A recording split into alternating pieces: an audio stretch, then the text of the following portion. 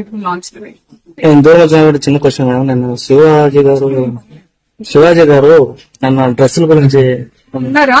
అవును, దాంట్లో డ్రెస్సెస్ అనేవి చాలా పర్సనల్, అంటే ఇట్స్ ఫ్యాషన్. ఎవరికి ఏది నప్పితే అది వేసుకోవాలి.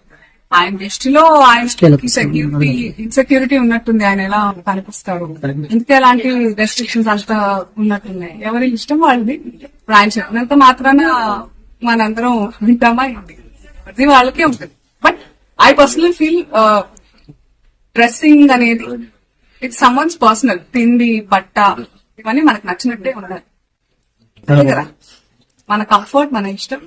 మీకు నచ్చకుండా నేను బలవంతంగా పప్పన్నం పెడితే మీకు బిర్యానీ కావాలని ఉంటుంది. అలాంటిది ఏదైనా it's personal. It's unfortunate that ఆయన ఐ ఫీల్స్ అంటే నేను సింపథైజ్ చేస్తున్నాను ఆయన మీద. దట్ ఆ మైండ్ సెట్ పాకింది. ఓకే, ఎందుకంటే మళ్ళీ ఏ ఫిలిం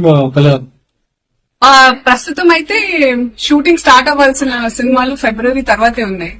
అందుకే ఒక 3 months నుంచి నేను చక్కగా మీ అందరినీ పర్సనల్ వస్తున్నాను. 2026 లో at least 3 films are on the line. Thank you. మీకు ఎలా అనిపించింది చెప్పండి. పోనీ నేను అడుగుతాను, as media how do you find these వాళ్ళ ఫ్యాషన్ వాళ్ళకు ఉంటుంది, చెప్పండి. వాళ్ళ ఫ్యాషన్స్ వాళ్ళకు ఉంటాయి, అంతే కదా. అంతే.